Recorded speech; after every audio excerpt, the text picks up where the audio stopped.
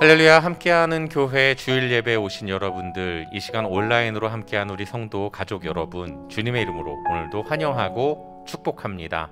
저희가 지난주에 새 찬양을 하나 함께 불렀었죠. 좀 생소한 노래셨을 텐데 어디선가 조금 들어본 것 같다는 그런 느낌 없으셨나요? 저희 예배 때, 예배 말미에 저희 예배 끝난 다음에 이 찬양이 이렇게 나오는, 전주만 이렇게 나오는 그런 곡인데요. 이 가사가 참 좋은데 특별히 이 부분이 전 너무 도전이 되는 것 같습니다. 이제는 우리가 세상 품으며 기도 시작할 때라. 세상을 바라보면 참 우리의 마음이 서늘해지는 그런 일들이 하루도 빠짐없이 일어나고 있는데요. 이러할 때일수록 우리가 더 기도해야 될 때라는 것, 우리 성도가 이 세상을 품고 기도해야 될 때라는 것, 이 시간 우리 다시 한번 이 찬양 찬양할 때에 이 믿음의 고백 다시 한번 우리 가운데 넘치길 원합니다. 함께 찬양하겠습니다.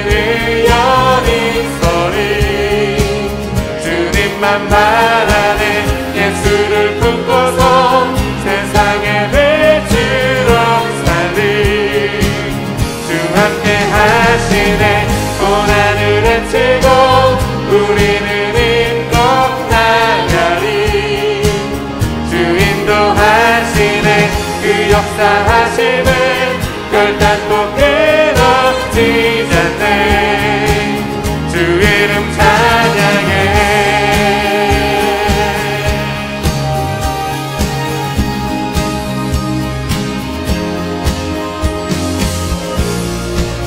눈물 흘려도 절대 포기 못할 눈물 흘려도 절대 포기 못할 이름 나의 하나님 시간 속에서 우릴 빚어가는 그 눈 크신 나의 하나님 크신 나의 하나님 이제는 우리가 세상 품으며 기도 시작할 우리는 전하리 세상 나나요 그 이름 주 예수 요동하지 않고 우리는 의연히 서리 주님만 바라네 예수를 품고서 세상에 외치러 살리 주 함께 하시네 고난을 헤치고 우리는 힘껏 나가리 주 인도하시네 그 역사하심을 결단코 끊어지지 않네 주 이름 찬양해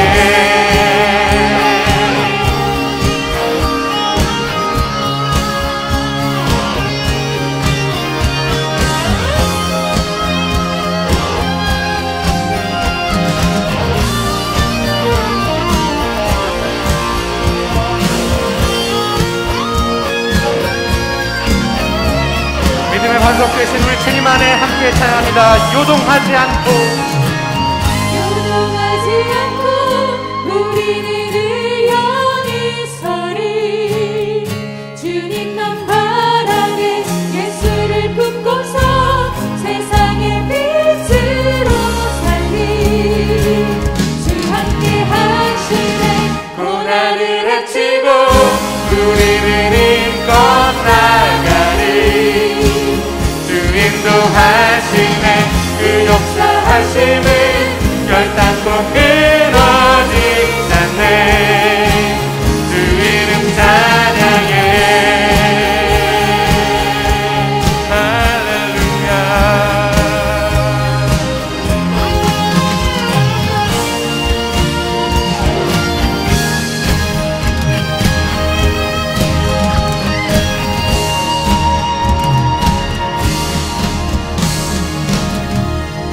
아멘.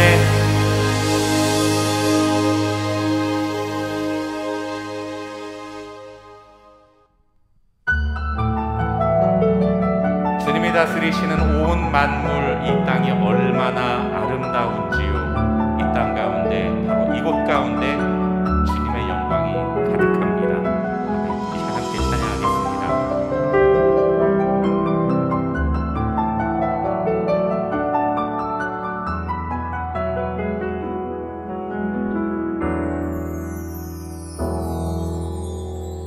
주 하나님 지으신 모든 세계 내 마음속에 그리워볼 때 하늘의 별 울려 퍼지는 내 성 주님의 권능 우주에 찬네. 주님의 높고 위대하심을 내 영혼이 찬양하네. 주님의 높고 위대하심을 내 영혼이 찬양하네. 숲속이나 험한 산 골짜기에서 지저귀는 저 새소리들과 고요하게 흐르는 시냇물이 주님의 손실 노래하도다. 주님의 높고 위대하심을 내 영혼이 찬양하네. 주님의 높고 위대하심을 내 영혼이 찬양하네. 주 하나님 독생자 아낌없이 우리를 위해 보내주셨네. 십자가에 피 흘려 죽으신 주 내 모든 죄를 대속하셨네. 주님의 높고 위대하심을 내 영혼이 찬양하네. 주님의 높고 위대하심을 내 영혼이 찬양하네.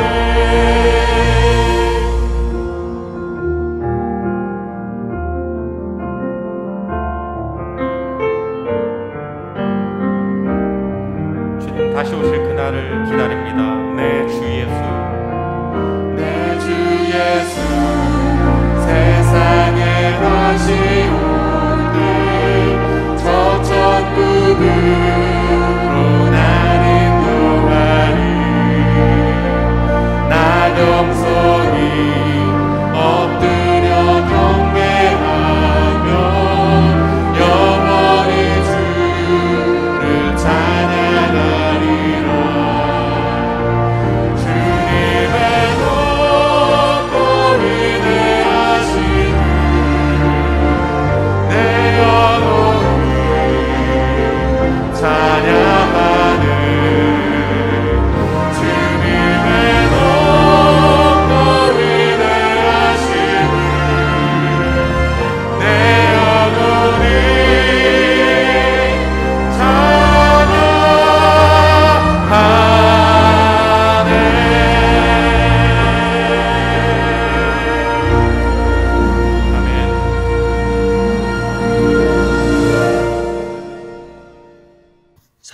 은혜가 충만하신 하나님, 이 시간도 저희들을 보호하여 주시고 주님의 전에 나와 다시금 예배를 드릴 수 있게 하여 주신 주의 은혜에 깊이 감사와 찬양을 드립니다. 죽을 수밖에 없었던 저희들을 다시 살리시고 의롭다 하시고 또다시 영화롭게 하실 주님의 은혜에 감사와 찬양을 드립니다. 이렇게 우리를 함께하는 교회로 다시 모아주시고 함께 교제하며 떡을 떼며 주의 말씀을 접하게 하시니 감사와 찬양을 드립니다. 우리가 함께 서로 위로하고 돕고 중보하는 가운데 진정 주님께서 주신 하나의 공동체로서 우리 교회가 세워질 수 있도록 인도하여 주시고 우리가 주님 앞에 한 사람 한 사람들이 다 바로 설 수 있기를 간절히 소원합니다. 코로나 상황에서 많은 사람들이 아픔을 겪고 있습니다. 재산상으로 어려움을 겪고 있는 분들이 있고 또 가족을 잃은 분들도 있고 또한 많은 상처를 받은 분들이 있습니다. 그들을 모두 위로하여 주시고 주님의 은혜로 다시금 치유받고 회복하고 주님의 은혜 가운데로 나올 수 있도록 아버지 축복하여 주시기를 소원합니다. 우리 함께하는 교회 각 가정마다 주님 함께하여 주셔서 주님의 말씀이 살아있고 온전히 주님과 동행하는 삶을 살고자 결심하고 또 순종하며 따라가는 우리 함께하는 교회 모든 가족들이 될 수 있도록 주여 인도하여 주시기를 간절히 소원합니다. 하나님 아버지, 지금 백신이 공급이 되어 전 세계로 공급되고 있습니다. 그러나 이 시간에도 빈익빈 부익부 현상이 많이 벌어지고 있습니다. 가난한 나라들의 백신이 골고루 잘 공급이 될 수 있도록 주님 특별히 은혜를 내려주시고 그리고 여유 있는 나라들이 제너러스한 마음을 가지고 보다 가난한 나라들의 백신을 차질없이 공급할 수 있도록 그들에게도 너그러운 마음을 허락하여 주시기를 소원합니다. 그리하여 우리가 제한적이긴 하겠지만은 다시금 예전과 같은 일상생활로 복귀될 수 있기를 주님 앞에 간절히 기도합니다. 하나님 아버지, 우리가 늘 주님과 동행하는 삶을 바라고 있습니다. 늘 말씀과 기도에 깨어 있어 정말 주님의 말씀과 기도로 주님의 뜻을 잘 분별하고 또한 주님의 마음과 하나가 되어서 정말 주님의 마음과 눈으로 이 세상을 바라볼 수 있기를 소원합니다. 이 세상은 너무나 빨리 변하고 있고 어느 한 끝을 향하여 다름박질하고 있는 기관차와 같습니다. 이 시대를 잘 읽을 수 있도록 인도하여 주시고 이 시대에 과연 우리가 어떻게 살아야 하며 무엇을 위하여 살아야 하는지를 잘 깨달아 알게 하여 주시고 늘 주님 앞에 가까이 나아옴으로 말미암아 그 때를 잘 준비하는 충성된 종들이 될 수 있도록 인도하여 주시기를 간절히 소원합니다. 이 시간도 미국과 한국과 북한과 주님 함께하여 주시고 다시금 복음이 흥왕하게 부흥할 수 있기를 소원하며 교회들이 깨어 기도하는 그러한 놀라운 영적인 은혜를 이 세 나라들에게 온전히 내려주시기를 주님 앞에 간절히 소원합니다. 하나님 아버지, 오늘 로마서 말씀을 통하여 저희들에게 말씀하여 주시고 주님의 복음을 다시 한번 음미하게 하여 주시고 그 복음에 순종케 하여 주시고 또 우리들의 삶이 온전히 우리가 죽어지고 그리스도만이 살아 움직이시는 그러한 복음으로 사는 우리들이 다 될 수 있도록 주님 인도하여 주옵소서. 이 모든 말씀을 우리 주 예수 그리스도의 이름으로 감사하며 기도하였습니다. 아멘.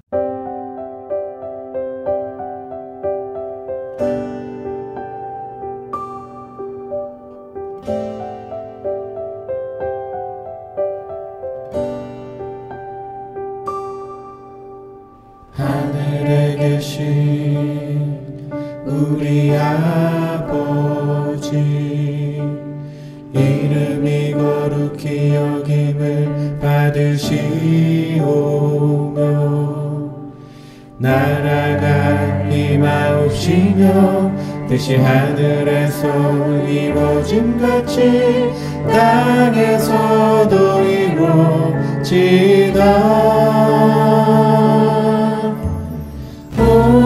오늘날 우리에게 일용할 양식을 주시고 우리가 우리에게 죄진 자를 용서함 같이 우리의 죄를 사하여 주소서.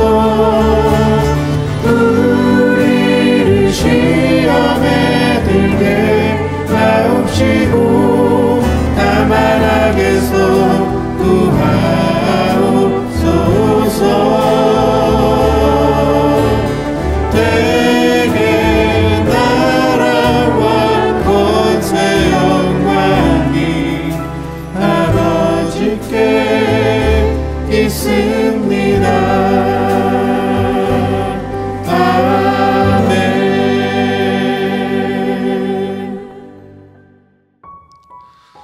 오늘 우리에게 주신 하나님 말씀은 로마서 1장 1절 말씀입니다.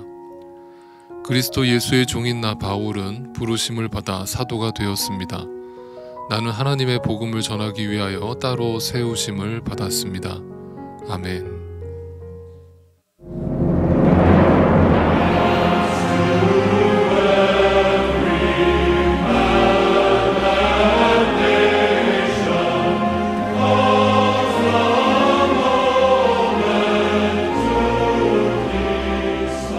네, 안녕하십니까, 유영선 목사입니다. 오늘도 인터넷 주일 예배 가운데 오신 성도님들 주님의 이름으로 환영합니다.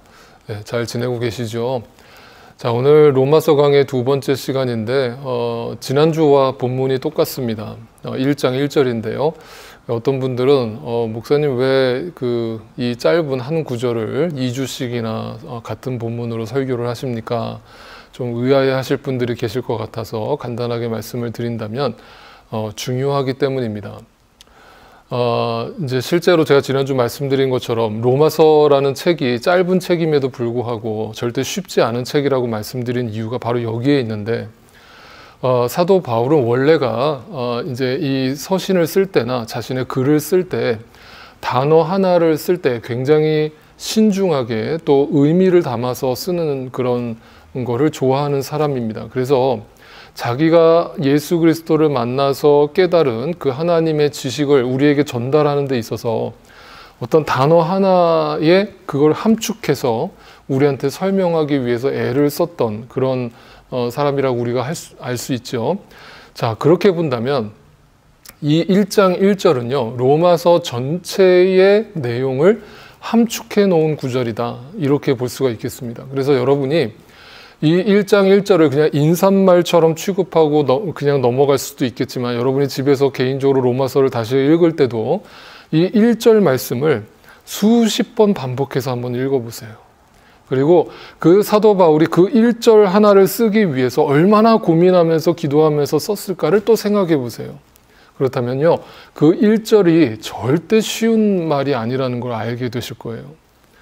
그렇다면 결국 우리가 로마서를 다 읽고 나면 이게 크리스찬이구나, 이게 예수를 믿는 거구나 라는 걸 분명히 알게 될 텐데, 그걸 알게 됐다라는 것은 오늘 로마서 1장 1절의 고백을 여러분이 진실되게 진짜로 고백할 수 있게 되었다는 뜻이 되기도 합니다. 그래서 어떤 유명한 신학자는 이 로마서 강해를 하면서 로마서 1장 1절을 거의 100페이지 분량으로 강해를 했어요. 한 구절을 놓고 100페이지 분량을 썼어요. 그러니까 100페이지면 적어도 10번의 설교를 했다는 뜻이거든요, 최소한. 근데 저는 이제 2번에 끝내려고 하니까 저는 그나마 그거를 요약했다라고 제가 미리 말씀을 드릴게요. 어쨌든 중요한 뜻이 담겨 있습니다. 그렇다면 이걸 한번 오늘 깊이 생각해 보기를 바랍니다. 여러분, 제가 지난주에 그 사도 바울이 자신이 그리스도의 종이 되었다라는 것이 얼마나 중요한 고백인가를 제가 설명드렸죠.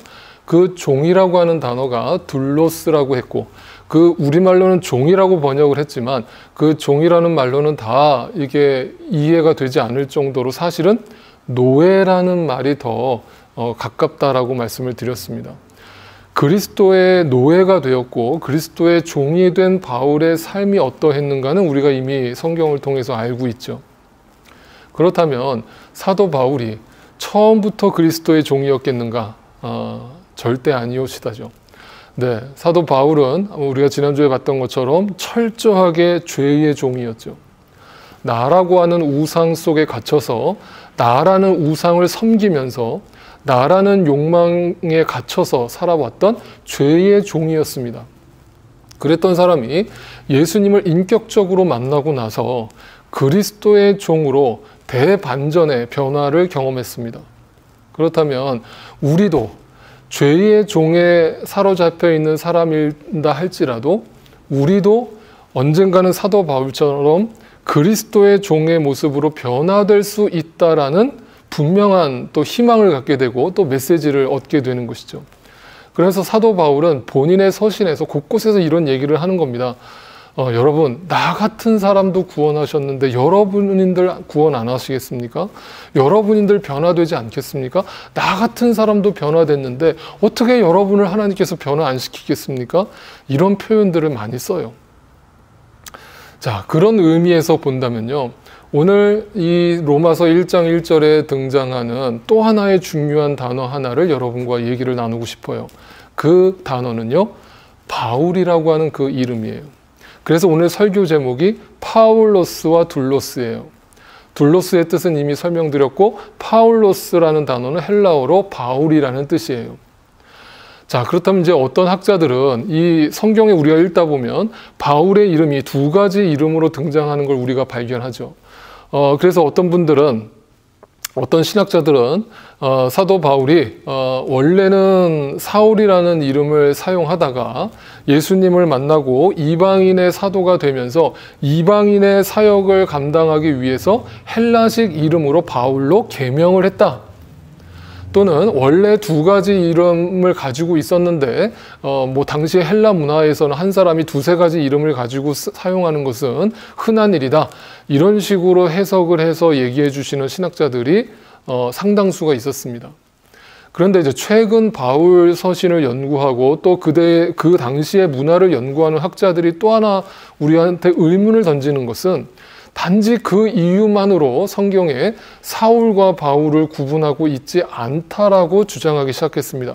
저도 성경을 읽다가 그 말에 동의를 합니다. 다시 말하면, 쉽게 말하면 이유 없이 성경에서 사울과 바울의 이름을 구분해서 사용하지 않았을 거라는 점이죠.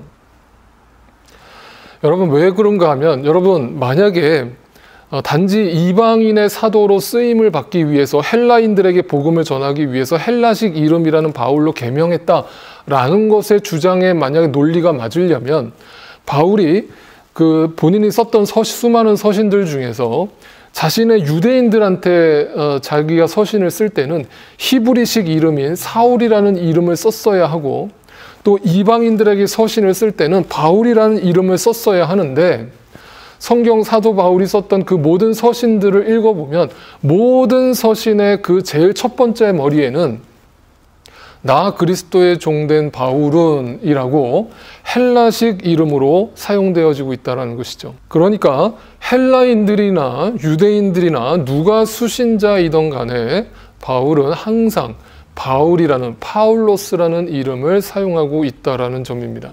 그런데 그것은 마치 우리에게 어떤 메시지를 던져주고 있는 것처럼 들리냐면 내가 이제부터 여러분에게 소개하려고 하는 예수 그리스도의 복음은 한마디로 파울로스다 라고 우리한테 외치고 있는 것처럼 그런 뉘앙스로 다가온다는 뜻이죠.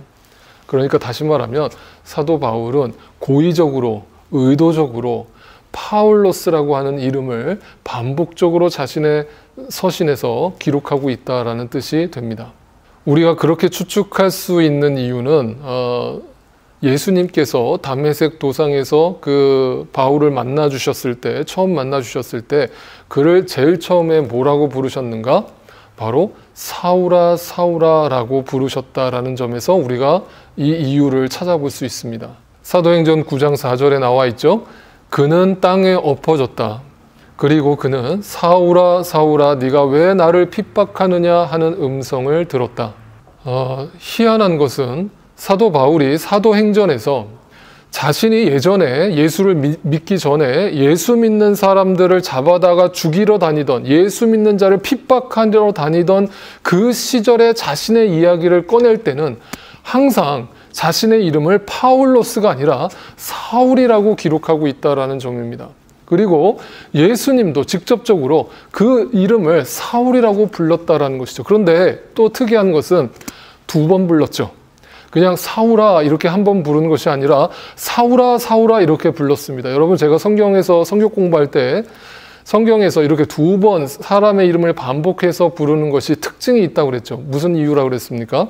그것은 2가지입니다. 첫째는 중요하다는 뜻이 담겨 있고, 2번째는 다급하다는 뜻이 담겨 있어요. 대표적으로 창세기에 아브라함이 자신의 아들 이삭을 하나님께 제단에 바칠 때에 그 칼을 뽑아서 그 이삭을 찌르려고 할 때에 하늘에서 하나님의 다급한 목소리가 들려오죠. 아브라함아, 아브라함아. 그러니까 2번 불렀다는 것은 중요하다는 뜻이면서 동시에 다급하다는 뜻이 담겨 있는 거예요. 그러니까 지금 이 다메섹 도상에서 예수님께서 자신을 핍박하는 바울을 사울아 사울아 이렇게 2번 부르셨다는 것은 중요한 부르심이라는 의미를 담고 있고, 또한 다급하게 이제 때가 왔음을 의미하는 그런 부르심을 나타내고 있는 것이죠. 다시 말하면 사도 바울은 아주 절망적인 상황에서 극적으로 예수님을 만난 경험을 이야기하고 있는 겁니다. 그때 바울은 그 과거를 회상하면서 바울아 바울아 이렇게 부르셨다라고 얘기하지 않고 사울아 사울아 부르셨다라고 이야기하고 있는 겁니다. 자, 그렇다면 그 사울이라고 하는 이름의 뜻이 무엇이길래 그렇게 중요하게 예수님은 2번씩이나 다급하게 부르셨을까요? 그리고 그 이름의 배경이 무엇이길래 성경은 그 이름과 바울의 이름을 비교해서 다르게 구분하고 있는 것일까요? 자, 먼저 바울의 출신부터 살펴볼 필요가 있죠. 여러분, 바울은 베냐민 지파 출신이었습니다. 여러분, 이 정도는 우리가 상식으로 알고 있을 필요가 있어요. 여러분, 베냐민 지파 사람 중에서 가장 높은 사람이 있었습니다. 역사 속에서. 구약을 보시면 베냐민 지파 중에서 가장 유명했던 사람이 있어요. 베냐민 지파 중에 가장 높은 사람이라고 한다면 구약시대 사람이겠죠. 누구겠습니까? 네. 다윗 왕 이전에 이스라엘의 최초의 왕이었던 그 사울 왕이 바로 베냐민 지파 사람입니다. 그래서 실제로 사도 바울은 이 족보를, 자신의 가문을 굉장히 자랑할 어떤 근거가 되는, 또 자랑의 기준이 되는 그런 자기의 스펙이라고 중요하게 생각했던 모양입니다. 이렇게 빌립보서에서 고백을 했었죠. 나는 난지 8일 만에 할례를 받았고 이스라엘 민족 가운데서도 베냐민 지파요. 이걸 강조하죠. 그러니까 나는 적어도 사울 왕이라고 하는 가장 그 이스라엘의 최초의 왕의 후손이니까 그 얼마나 자랑스러운 가문이에요. 그죠? 히브리 사람 가운데서도 히브리 사람이고, 그러니까 이제 히브리 사람 가운데 히브리 사람이라는 거는 나는 이제 정통파 유대인이다 이거예요. 정통파라는 건 이제 순수 혈통이라는 뜻이겠죠. 우리나라도 이런 거 참 좋아하잖아요. 이제 단일 민족 이런 거 좋아하잖아요. 똑같아요. 네, 사도 바울도 자신이 베냐민 지파라는 것을 자랑했던 것이죠. 그리고 자기는 또 바리새파 사람이고 교회를 박해하던 사람이고 흠잡을 데가 없는 사람이었다라고 자신의 스펙, 과거의 스펙을 이렇게 자랑했던 것입니다. 실제로 당시에는 이런 조건을 가지고 있는 누군가가 있었다면 굉장히 자랑스러워할 만한, 네, 정말 남부럽지 않을 만한 그런 뒷배경을 가지고 있었던 사람이었다, 이렇게 말할 수 있죠. 요즘에 한국에 보니까 그 젊은이들 사이에서 유행하는 어떤 단어가 있대요.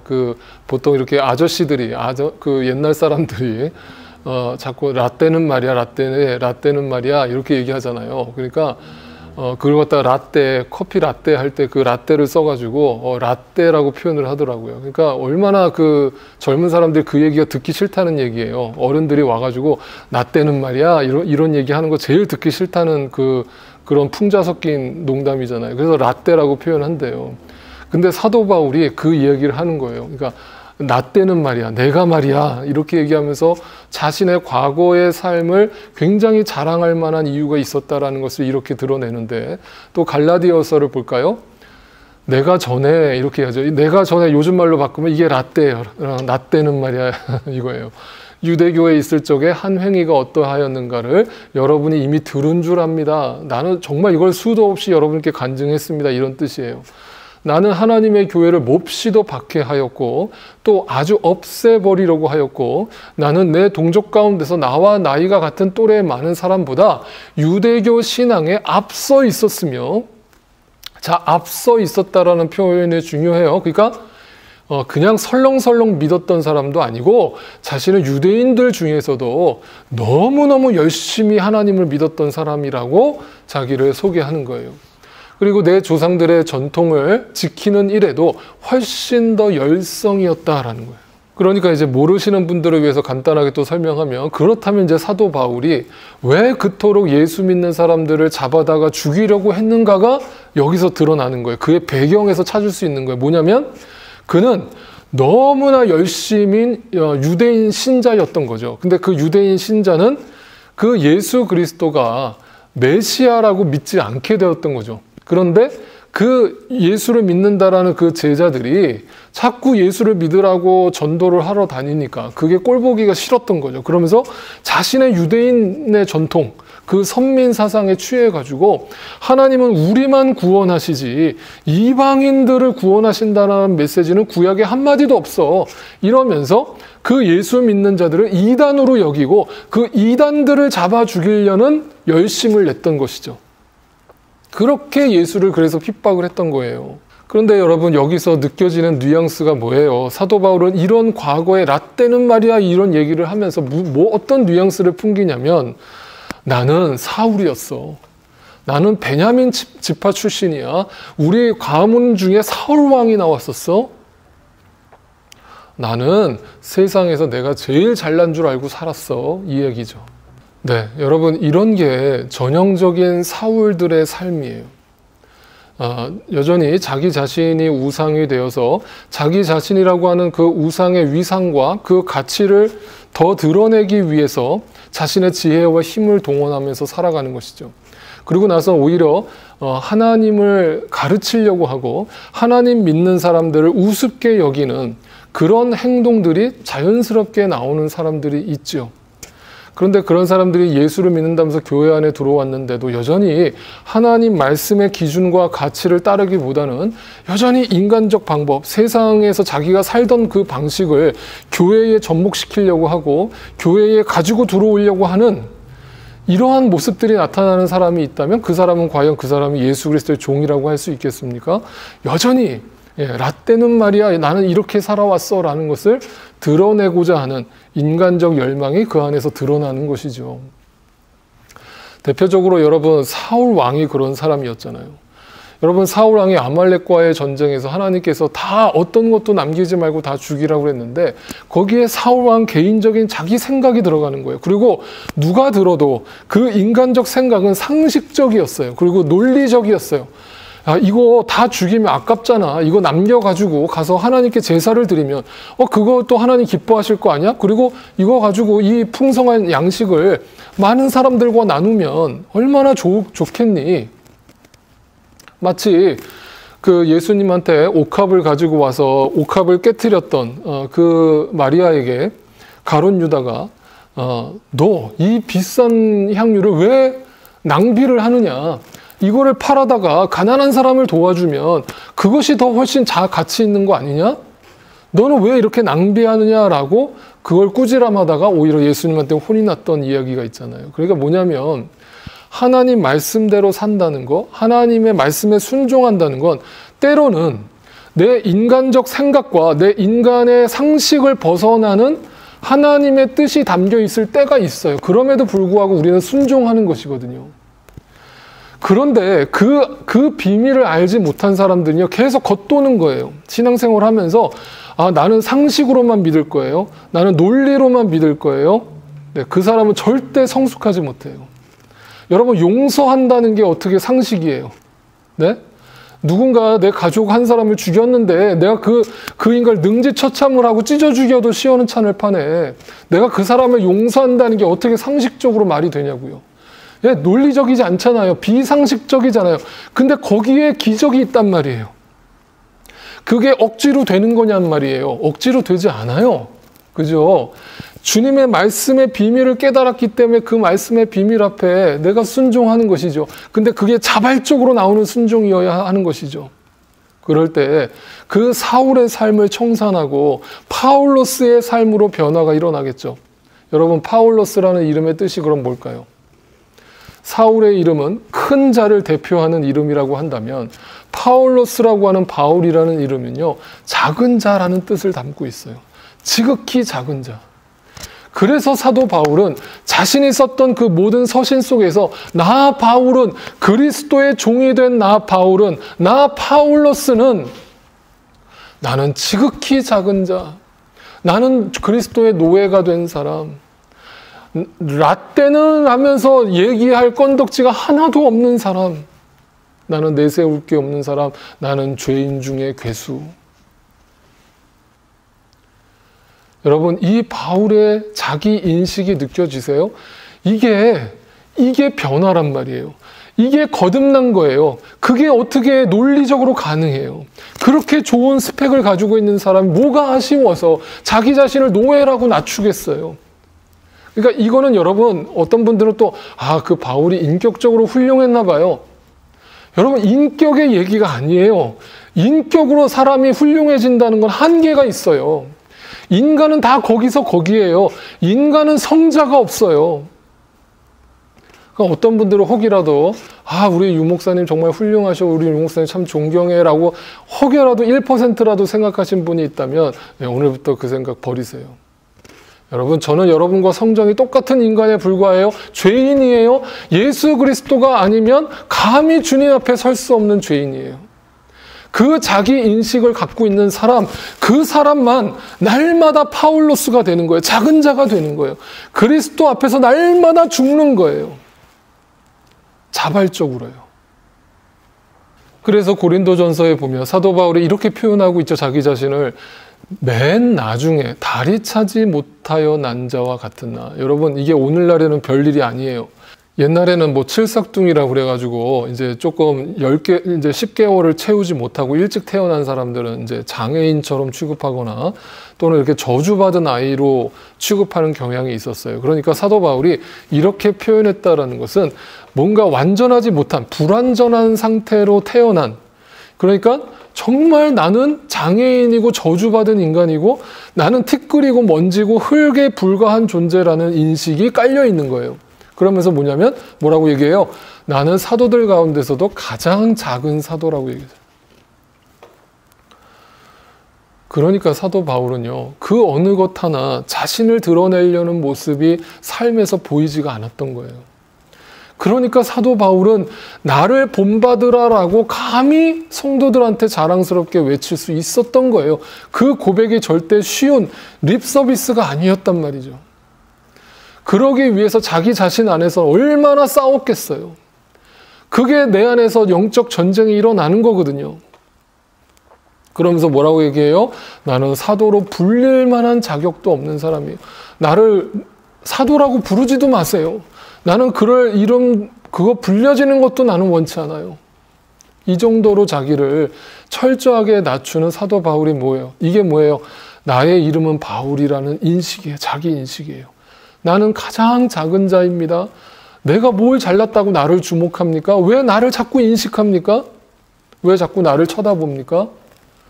나는 아무것도 아닙니다.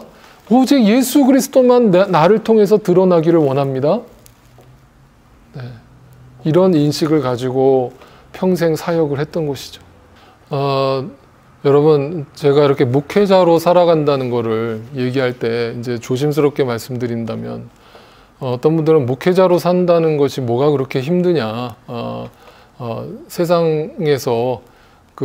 세상에서 세상 안 믿는 사람들과 부딪히면서 그 속에서 믿음을 지키면서 살아가는 성도들이 훨씬 더 힘들다. 네, 저는 그 말에 100% 동의해요. 목사보다 여러분들이 사실은 더 힘든 하루하루의 삶을 살고 있을 거예요. 더 심각한 영적 전쟁을 하고 있을 거라고 생각해요. 근데 제가 조심스럽게 말씀드리고 싶은 건 이런 거예요. 여러분은요, 때로는 그 전쟁에서 모른 척 이렇게 뒤로 숨어도 누구도 그걸 뭐라고 할 사람이 없을 거예요.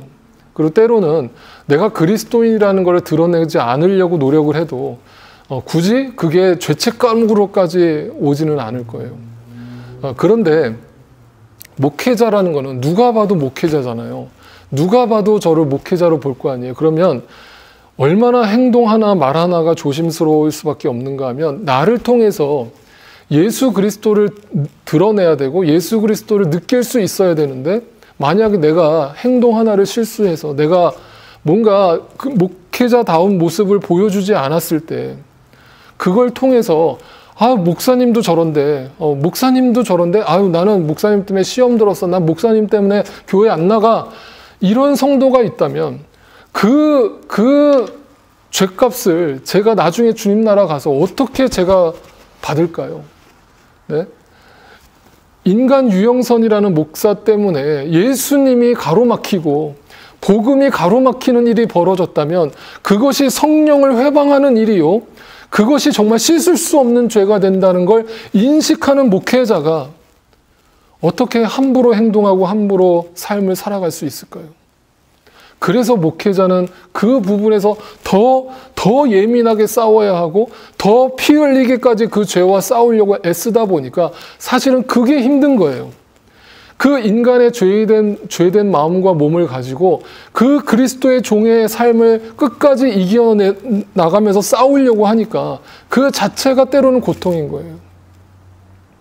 네, 그게 힘든 거지 몸이 힘든 것도 아니고 마음이 힘든 것도 아니에요. 네. 어떻게 보면 사도 바울처럼 나는 날마다 죽어야만 내가 여러분에게 본이 되고 그 본이 된다는 건 여러분이 나를 통해서 예수 그리스도를 보게 되고 나를 통해서 하나님께 더 가까이 나아가는 통로가 된다라는 뜻에서 사도 바울은 늘 노심초사하면서 자신의 삶을 아름답게 빚어가려고 애를 썼던 것이죠. 그러니까 오늘 본문 1절을 다시 보세요. 예수 그리스도의 종된 나 바울이라고 표현했던 이 단어가 얼마나 중요한 의미인지 알겠죠. 이 두 단어만 여러분이 마음속에 확실하게 새겨져도 나는 둘로스다, 나는 죄의 둘로스가 아니라 그리스도의 예수의 둘로스다라는 고백이 있다면 여러분은 확실한 그리스찬으로 승리하면서 살고 있는 거예요. 그리고 나는 더 이상 나를 자랑하던 라떼는 말이야 라는 것을 외치던 사울이 아니다.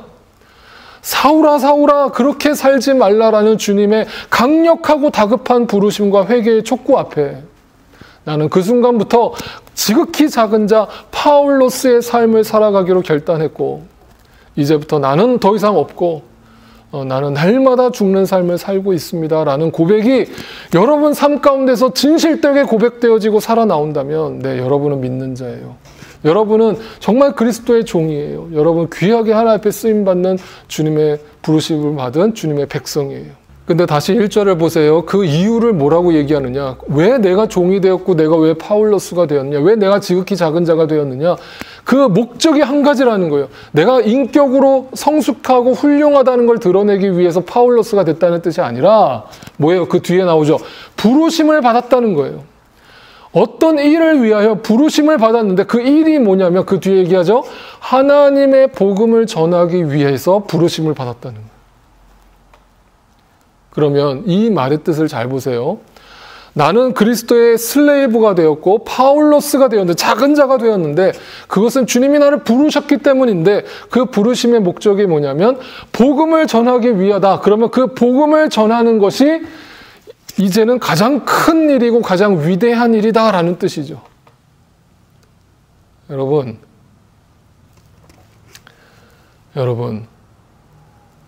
돈 많이 벌어서 뭐 하실 거예요? 네. 여러분 공부 많이 해서 뭐 하실 거예요? 네. 훌륭한 스펙 쌓아서 뭐 할 거예요? 네. 더 좋은 집 살려고요? 더 좋은 차 살려고요? 남들한테 이름을 알리면서 살려고요? 남부럽지 않게 살고 싶어서요? 단지 그게 목적이에요? 그렇다면 여러분 크리스찬 아니에요. 아니에요. 그 목적이 뭐냐면 복음을 전하기 위해서 부르심을 받았다는 거예요. 그렇다면 목회자만이 부르심을 받은 게 아니라 여러분이 지금 어떤 직업을, 어떤 잡을 가지고 있든지 간에 그 모든 여러분의 자랑거리들은 이제는 사울의 자랑거리가 아니라 바울의 자랑거리가 되어서 나는 지극히 작아지고 예수 그리스도만 그것을 통해서 더 드러나서 오로지 예수 그리스도의 복음을 전하기 위해서 살아가는 삶이 되는 것이에요. 여러분의 비즈니스를 통해서도 복음을 전하세요. 그걸 통해서 하나님의 이름을 드러내세요. 예수 그리스도의 향기를 드러내세요. 정직하세요. 바르게 사업하세요. 예수 믿는 사람답게 사세요. 그래서 여러분을 통해서 예수의 이름이 불려지게 하시고 예수의 향기가 묻어나게 하세요. 그리고 그들에게 기회가 된다면 입술을 열어서 복음을 선포하시고 회개를 촉구하시고 주님의 교회로 인도하는 전도와 선교와 구제의 삶을 실천하세요. 그것이 내가 종이 되었다는 뜻이고 내가 파울로스가 되었다는 뜻을 분명히 알고 살아가는 사람의 삶이에요. 그래서 고린도전서에서 사도 바울은 이것을 알고 있기 때문에 이렇게 살았다는 거예요. 뭐라고 얘기합니까? 믿음이 약한 사람들에게는 약한 사람들을 얻으려고 약한 사람처럼 되었고 나는 모든 종류의 사람에게 모든 것이 다 되었고 그것은 내가 어떻게 해서든지 그들 가운데서 몇 사람이라도 구원하려는 마음 때문에. 왜? 나는 그리스도의 종이 되었기 때문에, 나는 파울로스가 되었기 때문에, 그것은 주님이 나를 부르셨기 때문이고 그 부르신 이유는 나를 살리신 그 놀라운 하나님의 사랑과 그 은혜를, 그 복음의 비밀을 모든 사람들에게 전하기 위해서. 이제는 내가 없고 오직 예수님만 드러내기 위해서 나는 날마다 죽습니다.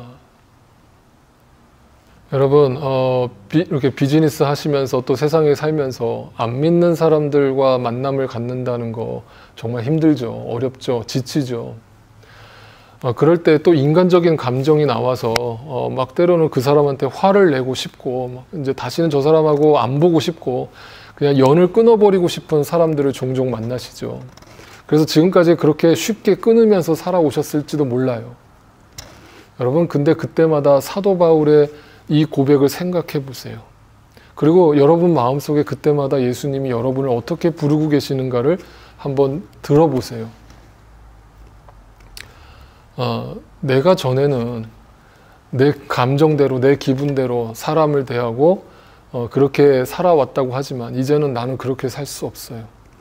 내가 저 사람에게 눈을 맞출 수밖에 없는 이유, 내가 저 사람에게 뺨을 맞고도 또 다른 반대쪽 뺨을 돌려댈 수밖에 없는 이유, 멱살이 잡히더라도 내가 저 사람을 고소하지 못하고 저 사람을 위해서 기도할 수밖에 없는 이유, 때로는 믿지 않는 남편과 살아간다는 거 당장이라도 이혼하고 싶고 당장이라도 저 사람하고 헤어지고 싶은 마음 간절하지만 끝까지 저 사람, 저 불쌍한 영혼을 품고 내가 저 사람을 위해서 눈물로 기도하면서 하루하루 살아갈 수밖에 없는 이유, 그게 고달프지만 고달픈 것만은 아니에요. 왜냐하면 나는 그리스도의 종이 되었기 때문이에요. 파울로스가 되었기 때문이에요. 주님이 나를 그렇게 확실하게 부르셨기 때문이에요.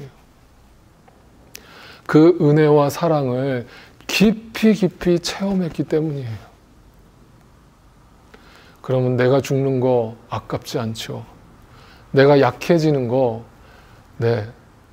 부끄럽지 않죠. 속상하지 않아요.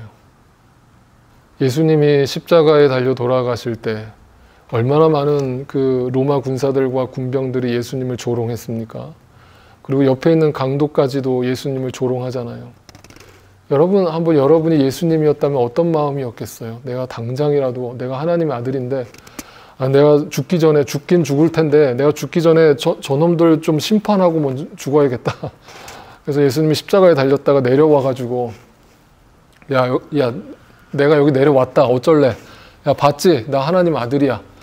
이것들이 어디서 까불어? 라면서 한 대 쥐어받고 혼을 내주고 그리고 다시 십자가에 달려서 돌아가셨나요? 아닌 거 아시잖아요. 예수님도 눈물로 그 길을 가신 거예요. 그 조롱과 핍박을 다 견뎌내시고 끝까지 승리하신 거 이유는 뭐냐면 저들을 구원하기 위함이에요. 주님, 저들을 용서하소서. 저들이 어떤 죄를 짓고 있는지 알지 못합니다.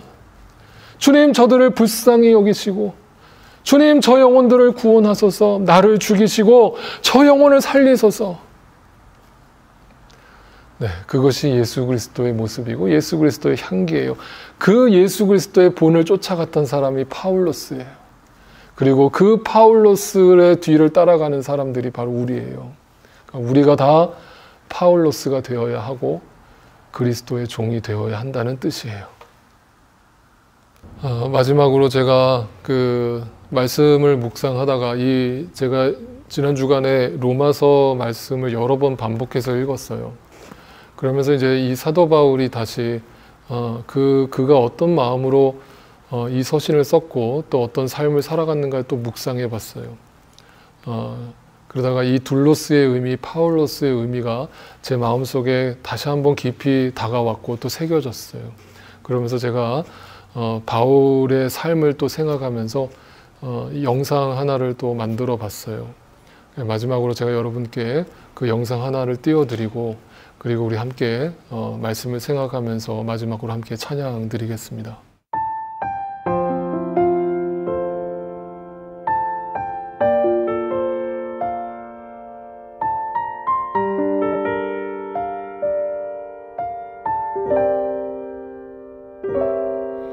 부는 바람이 어디서 오고 어디로 가나 아무도 알지 못하듯이 주의 종된 나의 하루도 오직 주님만 알고 계시네.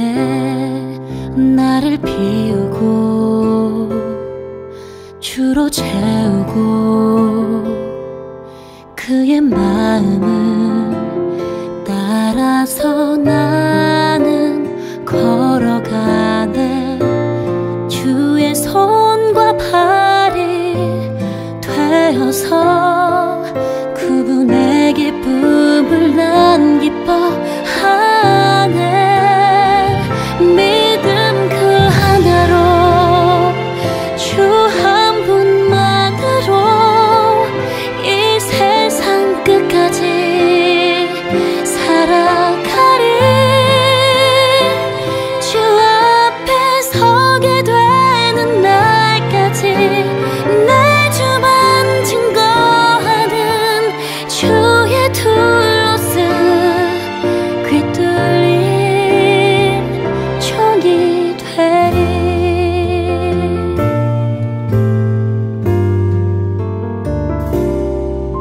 아파 말아라 울지 말아라. 너의 그 마음 내가 더 잘 알고 있으니 변함없는 주의 음성이 오늘도 내 맘에 힘을 주시네. 믿음 그 하나로 주 한 분만으로 이 세상 끝까지 살아가리. 주 앞에 서게 되는 날까지 내 주만 증거하는 주의 둘로스 귀뚫린 종이 되리. 매일 나는 죽고 예수로 살아 부르심에 나 달려가리라.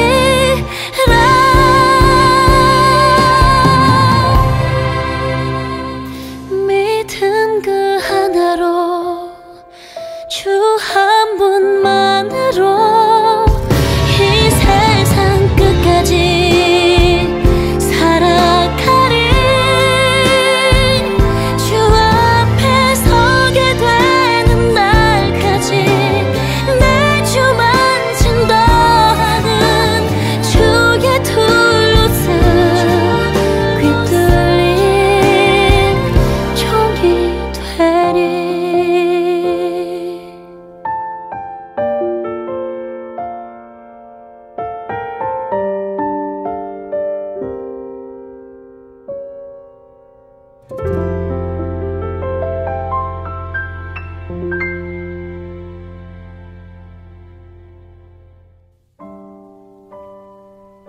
이 말씀의 은혜를 기억하시면서 함께 찬양하겠습니다.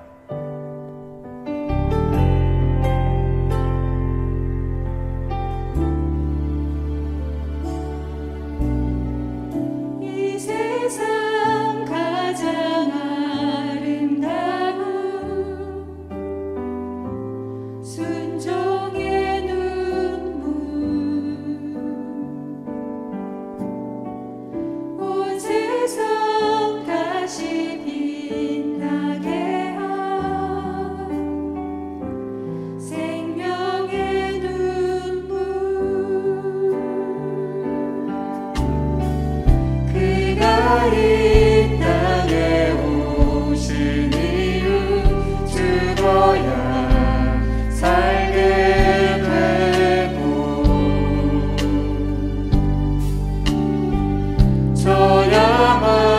저야만 승리하는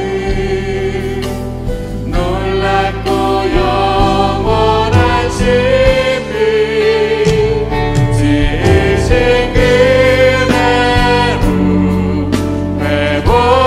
회복시킨 우리의 창조주 그리스도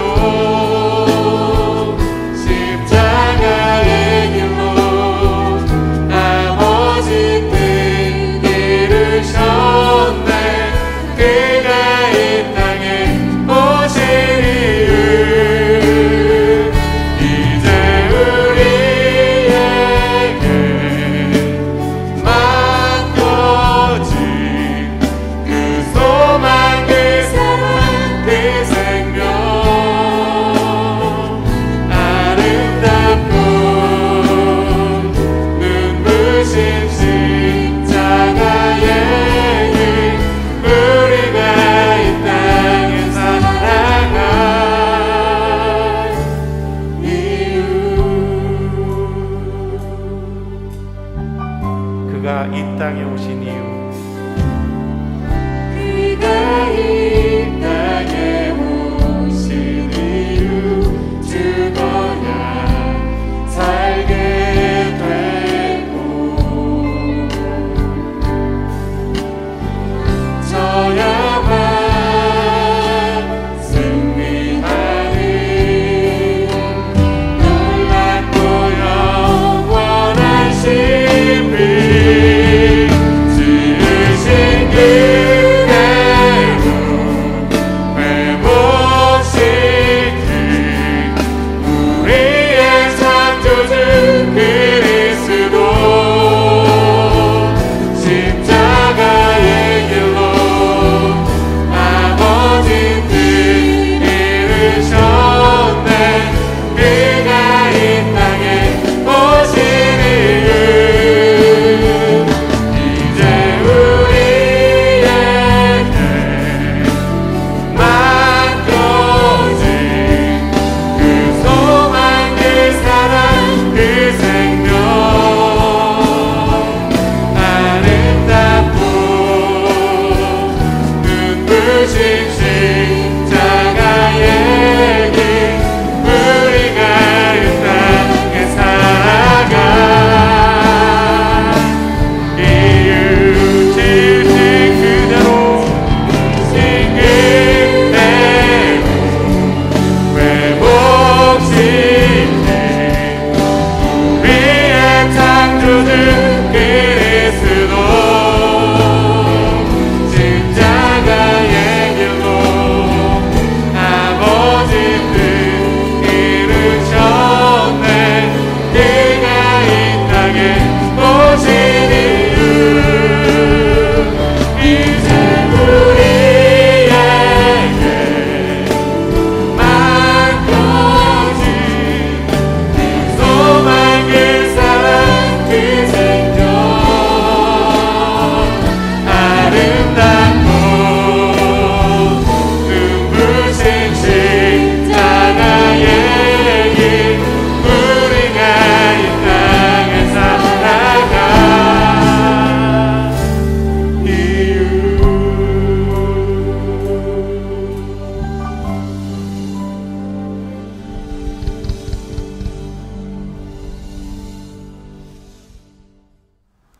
네, 이제 잠시 기도드리겠습니다. 주님, 아직 바울이 되지 못하고 사울의 삶에 묶여있는 나를 다 아시는 주님.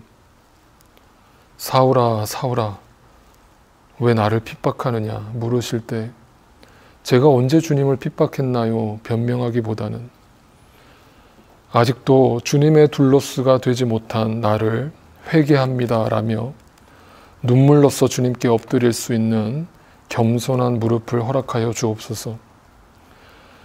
주님, 사람은 다 감정이 있는지라 감정 없는 상황이란 이 땅에 존재하지 않고, 그래서 그런 상황이 연출될 때마다 사울아 사울아 사울아 나를 부르시는 그 주님의 음성을 듣게 하여 주셔서 내 감정을 뛰어넘어서 그리스도의 부르심과 사명을 바라볼 수 있도록 눈을 열어주시고, 그 순간 십자가에서 온전히 주님과 함께 죽을 수 있도록 나를 이끌어 주옵소서.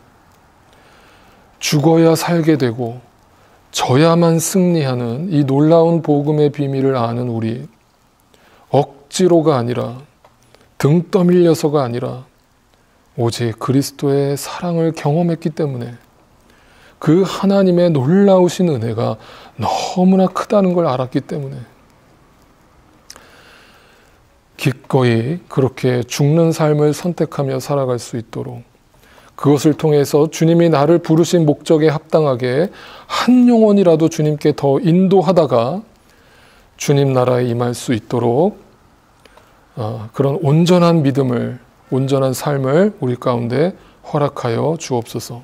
이제는 우리를 죄와 사망 가운데서 구원하여 주신 예수 그리스도의 놀라우신 은혜와 하나님 아버지의 그 크신 사랑하심과 성령 하나님의 역사하심과 충만케 하심이 날마다 그리스도와 함께 죽고 그리스도와 함께 살아 사울이 바울이 되고 죄의 둘로스가 그리스도의 둘로스가 되는 삶을 살아가기로 다시금 주 앞에서 겸손히 결단하고 소망하는, 사랑하는 우리 모든 믿음의 식구들의 삶 가운데 이제로부터 영원토록 함께 하옵시기를 간절히 축원하옵나이다.